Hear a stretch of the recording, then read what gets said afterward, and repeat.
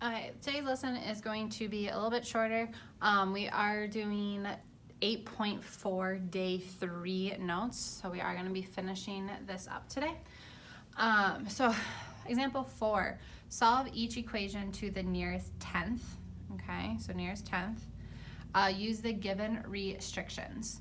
So for A, I have cosine theta equaling 0.6 for 0 to 180. So first thing I'm going to do is set my limits, okay? I need to find what theta equals. So in order to get theta by itself, we have to use the inverse function. So I'm going to take cosine theta equaling 0.6. We're going to take the cosine inverse to both sides. Okay, so I'm going to have theta, because those cancel, equaling cosine inverse of 0.6. Okay, so we need our calculator. We are going to press second cosine to get the inverse, and we're going to type in 0.6. We get 53 degrees, and then it says near to the nearest tenth, so 0.1. So theta equals 53.1 degrees. If I were to plot this on my unit circle, that would be somewhere around here. This does fall in the restriction it tells me. So 53.1 degrees is in between 0 and 180 degrees. That would be my answer then. Next one, B, same idea. We are going to say what our restrictions are. I have 270 degrees to 360 degrees. 270 to 360 is in that fourth quadrant. To get the theta by itself, I'm going to take cosine inverse to both sides. Those cancel. I have theta equaling cosine inverse of 0.6. From the last one, we do know that this equals 53.1 degrees. That means I have this being 53.1 degrees.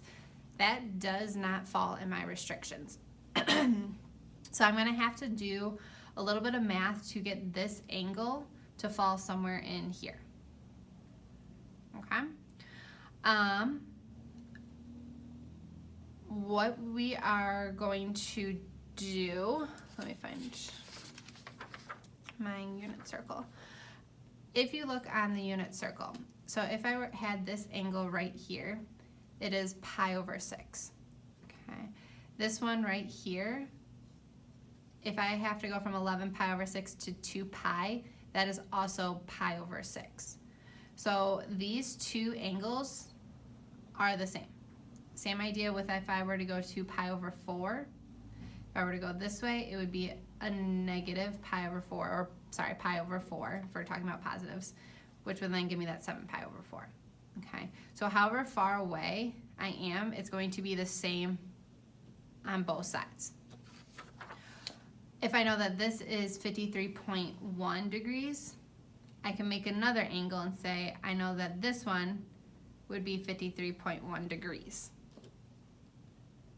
Okay, because if we're looking, let me just show you this real quick. Cosine, I know cosine is root 3 over 2, root 3 over 2. So the cosines are the same when the angle measurement is the same. Pi over 4 is root 2 over 2 for that cosine. Pi over 4 is root 2 over 2. Okay, so I know that my cosine would still be 0.6 if I am 53.1 degrees from this way, and then my cosine would be 0.6 if I'm 53.1 degrees from this way. Okay, so now I just need to figure out what this angle measurement is in this quadrant. So if I know this is 53.1, I do know that this whole unit circle is 360 degrees. Okay, So I have 360 degrees and I am taking away, I'll show you this a little bit. I want to take that away. So I'm actually going to be subtracting 53.1 degrees. Okay, and then that would give me this angle measurement. Okay, so 360 minus 53.1 gives me 306.9. So this would equal 306.9 degrees. That does now fall in my restrictions, so that is good, which equals theta. Okay, let's go through another one together. If you want to try this one by yourself, go right ahead. It's not too bad. If you want to try, I think it would be awesome to do both C and D. If you need a little extra help though, you can watch, because I know this is a little bit confusing. Okay, tangent. We are going from negative 90 to 90 degrees. I need to find my theta. So once again, to get rid of the tangent, I take the inverse to both sides. Those cancel, so I'm going to have theta equaling tangent inverse of 1.4. So second tangent, 1.4, is going to be 54.5. Theta equals 54.5 degrees. That does actually fall in between my restrictions, so that is good.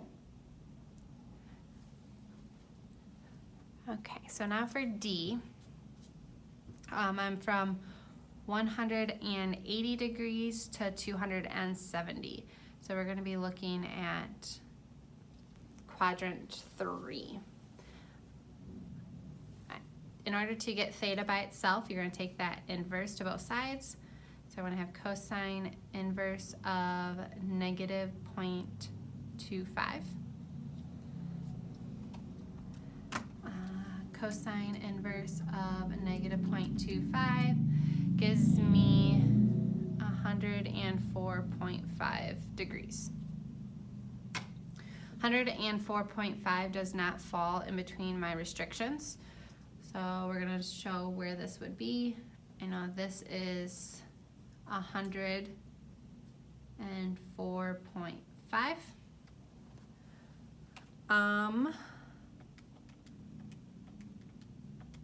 Hold on one second. There's actually a couple of different ways that you can view this. So I'll show you two different ways. So if I know that this is 104.5, we need to find the angle that's in here.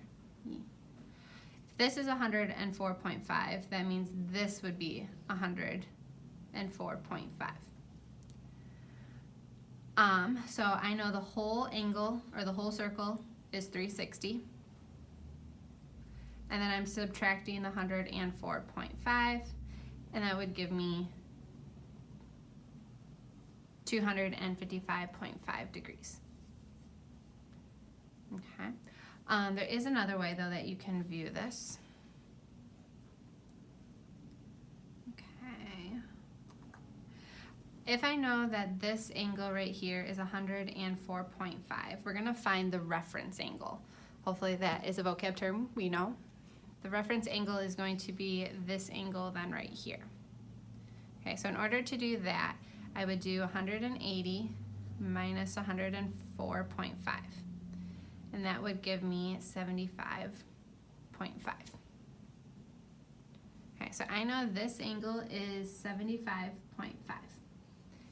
So if I know this angle, that means I know this angle, which would be 75.5. I know this whole thing right here, all of that is 180 degrees. And then I'm going to add the 75.5, which then that gives me the 255.5 degrees. So either way that you do it, you still will end up with that same answer. Okay. Don't forget to complete your homework and get that turned into me.